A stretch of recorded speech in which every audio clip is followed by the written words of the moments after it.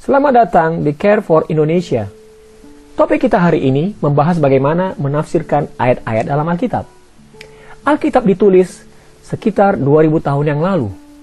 Dan tentunya Alkitab Perjanjian Lama lebih lama lagi.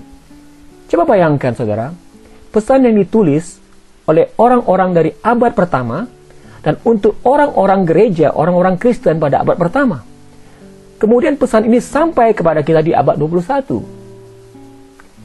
Pada masa 2000 tahun yang lalu belum ada percetakan modern atau teknologi internet seperti yang kita nikmati sekarang. Demikian juga ada banyak budaya-budaya yang asing bagi kita di abad ini. Jadi saudara, perbedaan budaya, teknologi, demikian juga bahasa akan membuat kita membaca Alkitab di abad ini semuanya perlu rendah hati untuk kita dapat menafsirkannya. Mengapa saya katakan demikian? Tanpa mengetahui budaya, sejarah, dan bahasa, tentunya kita tidak mudah menafsirkan Alkitab. Saya beri contoh. Dalam kitab 1 Timotius 2 ayat 12, Paulus mengatakan, "Aku tidak mengizinkan wanita untuk mengajar." Wow. Demikian juga di 1 Korintus 14:34 dikatakan, dalam pertemuan-pertemuan ibadah, wanita-wanita harus diam. Wow. Nah, dua teks ini banyak diperbincangkan oleh para teologi dan banyak menafsirkan, ada yang pro, ada yang kontra. Nah, tentunya dalam zaman ini banyak wanita-wanita yang memiliki potensi dan karunia yang luar biasa. Namun bila kita salah menafsirkan Alkitab, semuanya itu menjadi sia-sia karena wanita tidak boleh mengajar.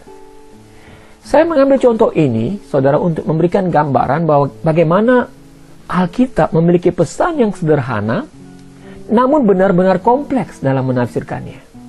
Disinilah saya katakan perlu rendah hati. Secara umum, para teolog setuju bahwa menafsirkan Alkitab janganlah di luar dari pesan yang penulis coba berikan kepada pembaca mula-mulanya. Maksudnya, kalau penulis bermaksud mengingatkan supaya wanita tidak boleh mengajar seperti dalam 1 Korintus 14 ayat 34, kita perlu mempelajari konteks dari jemaat di Korintus tersebut. Demikian juga kita perlu mengerti budaya yang ada saat itu, supaya kita mengerti maksud penulis dan apa yang diterima oleh jemaat pada waktu itu. Secara umum, konteks budaya pada abad pertama itu menempatkan pria lebih tinggi dan sudah menjadi penerimaan pada masyarakat bahwa wanita harus tunduk pada pria. Namun kalau begitu, mengapa Paulus masih mencoba menuliskan ini lagi? Saudara, tafsiran saya begini. Mungkin pada waktu itu jemaat di Korintus yang dikenal sebagai kota modern, kota perdagangan, dan kota penuh dengan maksiat. Di situ ada kuil di mana ada 1000 pendeta wanita. Dan 1000 pendeta wanita ini juga melacur. Ini bukan kuil Kristen, tapi kuil yang penyembahan berhala. Nah, 1000 pendeta wanita juga melacur di kuil tersebut.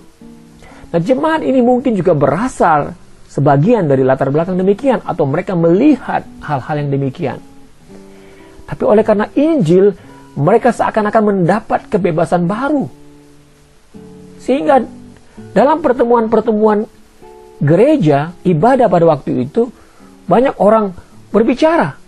Banyak orang berbicara dan bebas mengungkapkan pendapatnya. Namun, yang terlihat daripada pertemuan-pertemuan ibadah di Korintus itu adalah jemaatnya atau ibadah tersebut terkenal tidak teratur. Dan inilah salah satu alasan Paulus menuliskan suratnya kepada jemaat Korintus, agar jemaat ini dalam ibadah-ibadahnya menjadi lebih teratur. Nah saudara, mungkin salah satu yang dominan berbicara dalam ibadah yang tidak teratur itu adalah kaum wanita. Sehingga Paulus secara khusus menuliskan hal tersebut, mengingatkan supaya wanita diam di dalam jemaat Korintus pada waktu itu.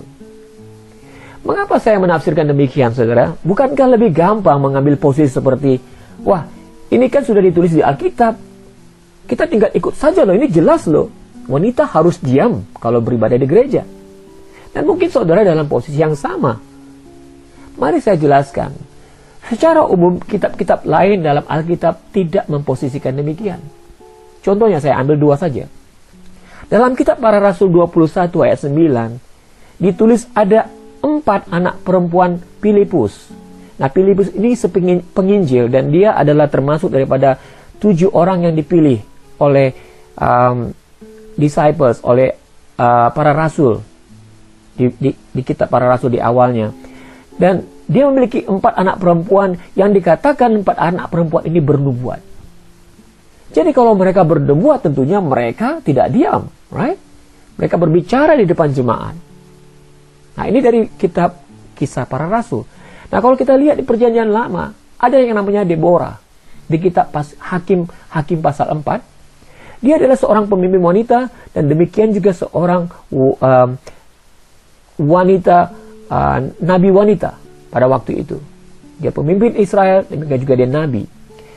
Mereka ini adalah wanita-wanita yang Alkitab menyaksikan bagaimana Tuhan memakai mereka. Nah, hal yang saya ingin tekankan di sini adalah menafsirkan Alkitab memerlukan waktu. Kita perlu belajar untuk mengerti budaya pada waktu itu. Demikian juga bahasa-bahasa yang dipakai serta mengerti sejarahnya. Sekali lagi, pesan Alkitab adalah sederhana. Namun Alkitab sendiri adalah kompleks dalam penafsirkannya. Saya percaya Tuhan sudah memutuskan untuk merekam cerita keselamatan melalui Yesus Kristus dan pewahyuan-pewahyuan ilahinya di dalam Alkitab. Untuk kita dapat mengertinya, kita perlu belajar bagaimana menafsirkan Alkitab dengan benar. Saudara sekalian, saya mengharapkan saudara tertarik untuk spend waktu menafsirkan Alkitab.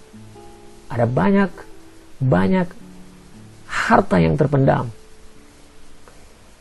yang ingin saudara lihat, karena harta ini berasal dari Tuhan. Amin.